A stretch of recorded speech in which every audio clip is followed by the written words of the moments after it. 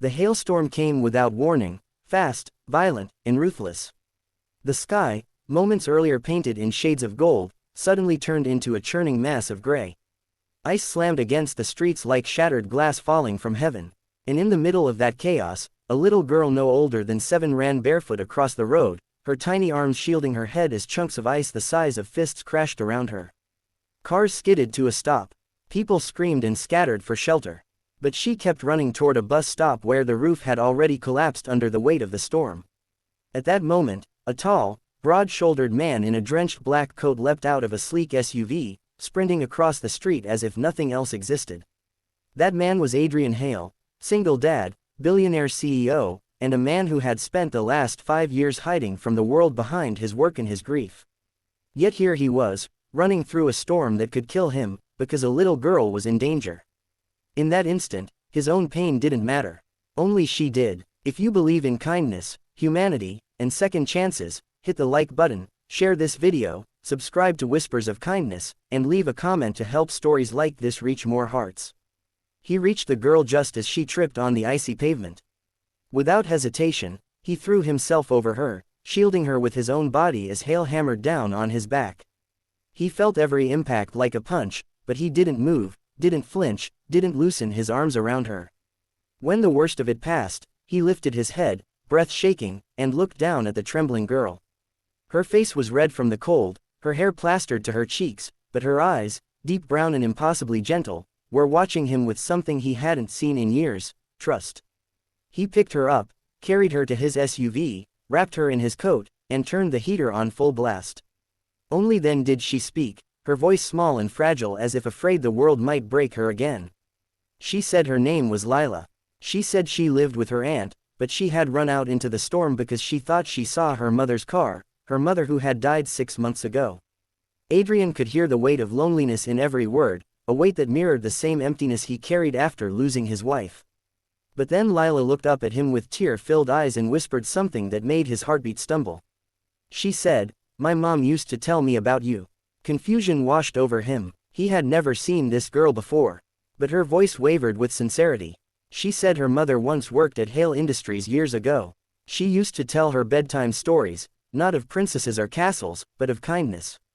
Of a CEO who treated his employees like family, who gave second chances to people who had none, who always helped those struggling quietly in the dark. Lila said her mother told her, "If you're ever scared, if you're ever alone, look for the man with the gentle eyes." That man is Adrian Hale.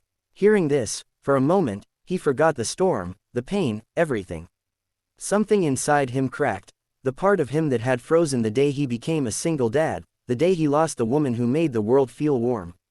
His daughter, Emily, was waiting for him at home, and she too had grown up with a father who was physically present but emotionally distant. Lila's words made him wonder if he had lost himself somewhere along the way. When he took Lila to the hospital to make sure she wasn't injured, he found her aunt pacing the halls, frantic and crying.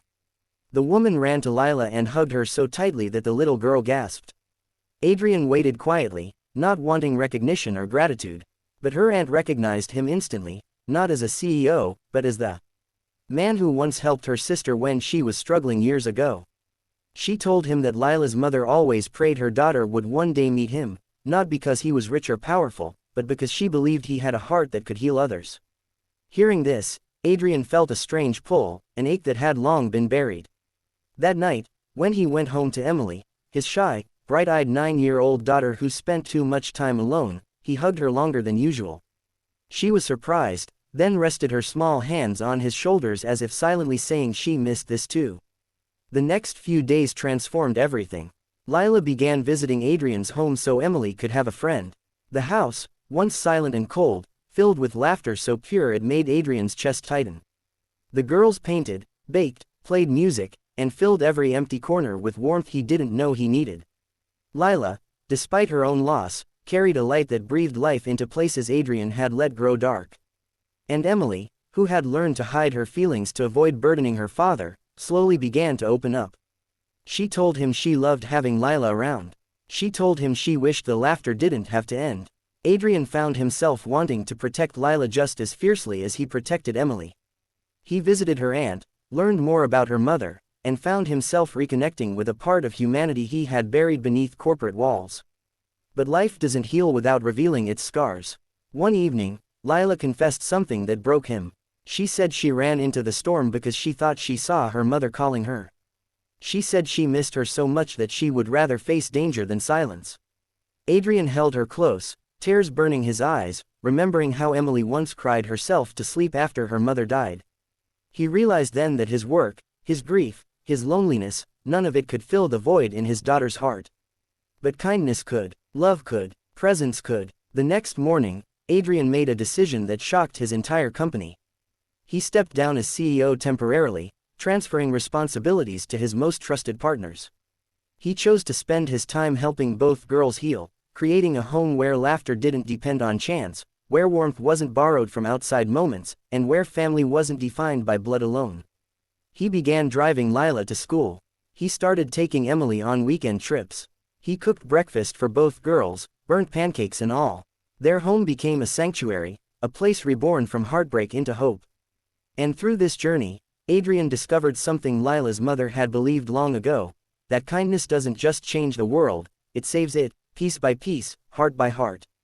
Months later, during a school event, Lila stood on stage and introduced Adrian as her hero, not because he saved her from the hailstorm, but because he saved her from being alone in a world that had already taken too much from her.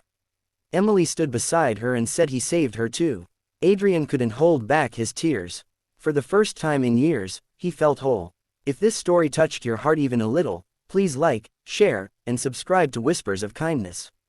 Your support helps these stories reach more souls who need hope. Before we end, special request: comment below something kind your parents once told you, or something you would tell a child who needs love today.